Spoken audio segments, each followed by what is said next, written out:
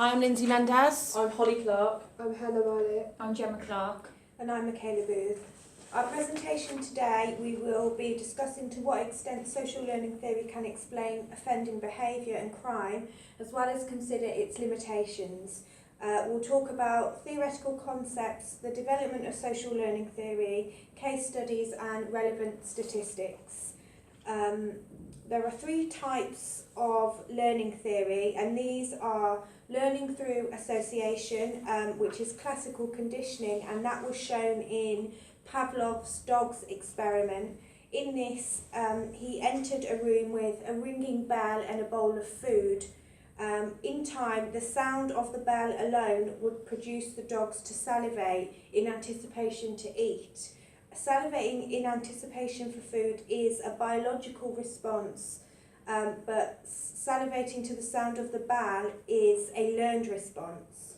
Learning through consequence, positive reinforcement, which is behaviour met with a reward, and negative reinforcement, which is behaviour that is met without punishment. F.B. Skinner introduced the law of effect, which states that reinforced behaviour is generally repeated, whereas behaviour that is punished is less likely to be repeated. The third process of learning is social learning, and that's through observation and can happen in three key stages, which are home, so behaviour modelled at home by parents and family, social behaviour observed and modelled by peers in a social setting, and behaviour shown on TV, film and in the media and computer games. The next point is a sociologist, Sutherland. He states that behaviour is learnt through interaction with others, and criminal behaviour can be learnt from anybody. He states that nobody is born bad and criminals are not abnormal. This dispels Lombroso's born criminal theory and Sheldon's body type theory. There's a term, labula rasa, which is Latin for blank state, and in social learning theory that's a term to say that when everybody's born, they're born with a blank slate and they have no tendency towards or away from deviant behaviour. Sutherland also identified that when learning criminal behaviour and acting out that behaviour, there has to be an identity of motives, and Bandura has identified three types of motivation for committing crime. These are external reinforcements, vicarious reinforcements or self-reinforcements. Ronald Akers' social learning theory has a strong link to offending behaviour. He argues that when an individual is exposed to another committing crime and deviance, they will more than likely engage in criminality. The role models are usually family members and close friends. The development of social learning theory has theoretical concepts, and the four concepts Aker refers to are differential association. This is a process when an individual will feel favourable or unfavourable towards the illegal or deviant behaviour. Definitions. This is when an individual has an evaluation of the situation and can decide whether it is right or wrong. Differential reinforcement. Rewards or punishment are given to influence the individual on their own behaviour. And imitations, when the behaviour is carried out and imitated by the observer. This is a process of an individual's behaviour, whether he or she will participate in the offending.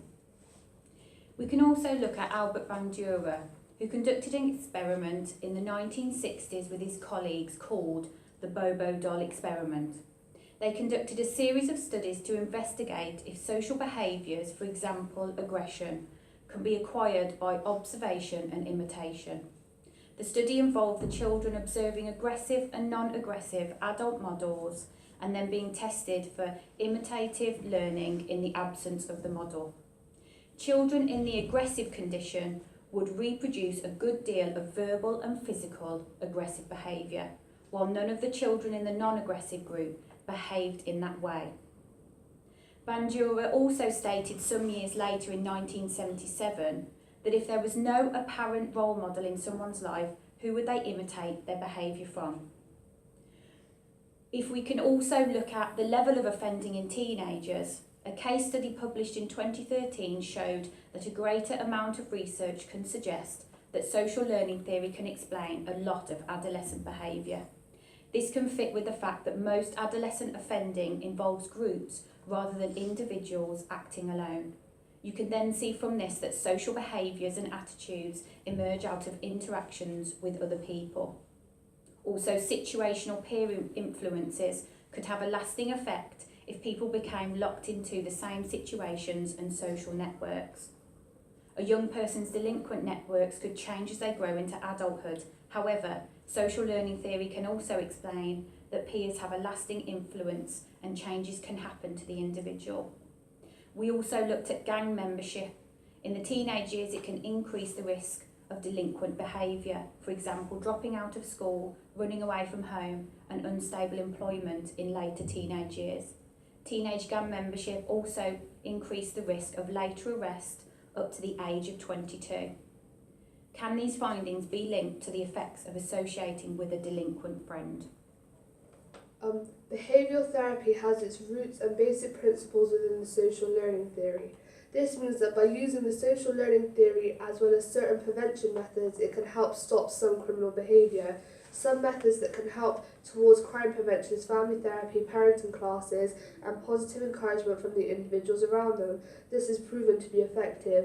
It is believed that by using some behavioural therapies, it can change certain dysfunctional behaviour like drug misuse, obesity, paranoia, and many other behaviours. It is evident from evaluating the results of empirical evidence that some behaviours do change. These programs are often used to support those who are in youth detention, which is aimed at young people and adults who do not follow the norms according to society. This is rooted back to the social learning theory. As the change in the environment individuals find themselves in, they will see different behaviour, which they will then copy, thus changing their own more unacceptable behaviour. Further to the above study, Kilpatrick and Holland both highlight the positives of using the social learning theory as a family intervention. This is particularly effective for families dealing with multiple issues within the family context, as well as external factors that cannot be controlled, including children of some families could be struggling with difficulties in the community.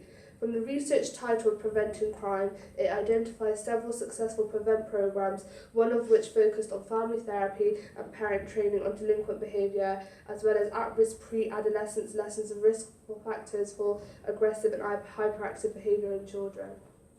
Statistics that we found have shown children with a parent in prison are 3 times more likely to be involved in offending, and 65% of boys with a father in prison will go on to offend themselves. It also shows us that 53% of women in prison have reported experiencing emotional, physical or sexual abuse as a child. This may have us consider the result of young boys and children growing up in a home where they're witnessing offending behaviour, and the statistics show that they are then more likely to go on and model that behaviour and offend themselves. Social learning theory is able to explain some criminal behaviour well. However, it is important to consider that the theory cannot be applied to everyone who commits a criminal act. Yarbrough explains that although social learning theory can be used to explain criminality, it should not be generalised to all individuals. They suggest that social learning theory should be integrated with other theoretical perspectives, such as strain theory, rational choice theory, and social disorganisation theory, just to name a few. Research has shown that although individuals can learn antisocial behaviour from their peers, some people are naturally more or less criminally prone. Describing someone as criminally prone refers to an individual's genetics and other biological factors. The traits of being criminally prone may include low self-control and aggressiveness. These traits can develop into low self-control, impulsivity, physical responses to conflict, and possibly criminality. This suggests that social learning theory alone cannot always be applied to an individual's criminal behaviour, as other factors also need to be considered. To conclude, we have shown that social learning theory can be linked to offending behaviour. However, weaknesses in this theory include no accountability for rational choice and free will. So the emphasis is on social factors rather than individual choice in explaining delinquency and deviance. Thank you. Thank you.